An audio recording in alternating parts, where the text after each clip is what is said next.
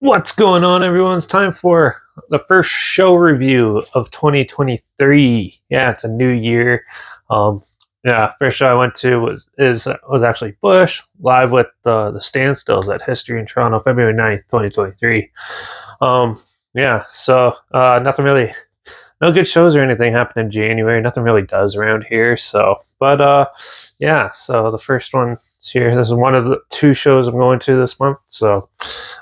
Yeah. So if you're not sure who, well, first off, so obviously History is the newest club in Toronto. It's actually meant for like live music and bands and stuff.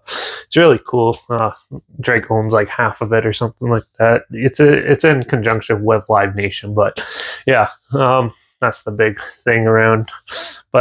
Yeah, so this is one of those like up close and personal type of shows that they sometimes do, where some bands will go on like small theater shows and theater shows, big clubs and stuff, where you pay like $100 or so. That's what I did for this show. It's like $100 a ticket, but you get like a closer view of them and stuff like that, and usually some more personal stuff goes on there too. Yeah, it was pretty cool. This was like one of the first times I've actually went saw like a bigger band. Usually they play like Budweiser stage or big amphitheaters and stadiums and stuff, but now we're playing a big club. Yeah, so the opening band is a band from Oshawa, Ontario, and the bass player's from Toronto. Yeah, it's a band called the Standstills. This is my third time actually seeing them. They're just like your generic rock band. They have like the drummer, she looks like an alternative rock drummer stuff. She was actually really good, and I think they're a brother sister duo. Yeah. So like the first time I saw them, they opened for Heart with Joan Jett, and also they opened for the Tea Party when I saw them a couple years ago too. They're good. They have some really good catchy songs and stuff like that. Like I don't know any of their songs, I don't know any of their songs, but yeah, they were pretty well done, and they had a lot of good energy, a lot of fun. A lot of people were into them and stuff, so it was a good opening act for the show. I enjoyed them. I'm going to give them a 4 out of 5. I wish they played a little bit longer because they definitely had you could definitely tell they had a lot more to show off and stuff. But with the time frame they had a really good set, so they're really good. And then Bush, there's only two bands, so Bush came on. They're like a grunge rock band from somewhere in the U.S. But yeah, they were pretty interesting. They actually has a neat history where they used to be called like Bush X or something like that because there was a Canadian band called Bush that already took the name, and then they broke up and stuff, so they took the name Bush. But yeah, it was pretty neat. It's my first time seeing them. I actually only knew Razor Blade Suitcase record and like obviously Glycerine and Countdown by them. But they didn't play anything off the Razor Blade Suitcase record. They only played like Glycerine and that. But yeah, they were really well good. They had a lot of energy, especially the vocalist was always like dancing around and doing it.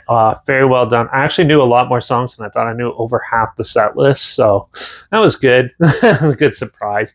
It was very fun and a lot of energy throughout the whole show. Big light show and everything like that. It was a lot of fun. Yeah, and as the show went on, so the first like 3 or 4 songs, it was just like your standard show. But then the vocalist started coming into the crowd through like a song or two, and legit walked around like the whole area and shaking people's hands, hugging them and stuff like that as he was singing and stuff. It was a lot of fun, good intimate moments like that. I always like when bands do that, and frontmen and stuff like that do that. It makes it a lot more memorable and stuff. And that was really cool. And even like so at History, there's like a really wide stage, so he'd walk all the way to the side and just walk off to like the VIP booth basically and stand there and sing and stuff. There's a lot of fun exploring going on during the set. And obviously, they've covered a lot of their hits. They have a lot of hits, so they played like 18 songs or something like that. It was a good long set. It was like an hour and 45 minutes or something like that.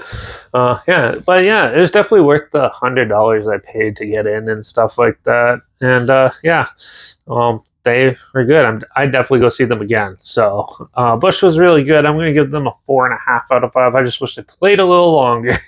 But other than that, and maybe played something off like the Basically Suitcase album, go a little bit more to their roots stuff. But yeah, still they did play like 4 or 5 songs off the new album. And it was really good, so I picked it up.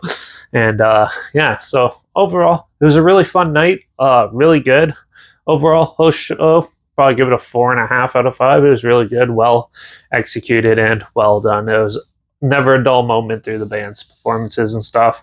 Didn't get bored or anything. It was all really engaging and a lot of fun. So if you have a chance, go see Bush or the Standstills live. Go do it. They're both really good bands. So yeah, I'll link the bands down below so you can check them out. They sound like something you want to check out. They'll be linked down below. But also linked down below is my Instagram.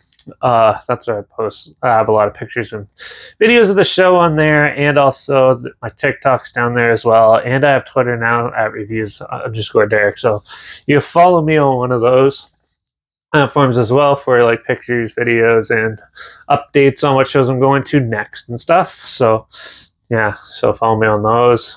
But also make sure you comment down below your opinions of if you've seen the bands live and whatnot, and if there's any shows or anything, or if you want me to check out your band and review it, let me know down below in the comments as well.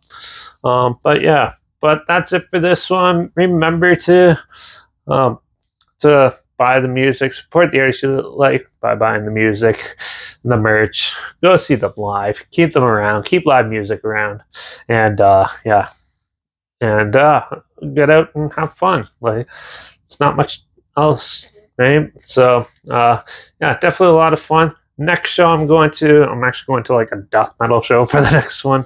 Flash God Apocalypse with Obscure, Wolfheart, and I think the opening band's called like Tundra or something like that at the Axis Club in Toronto, February 28th. So if you're there, come by, say hi, let me know what you think of the reviews and stuff. But if not, that's it for this one.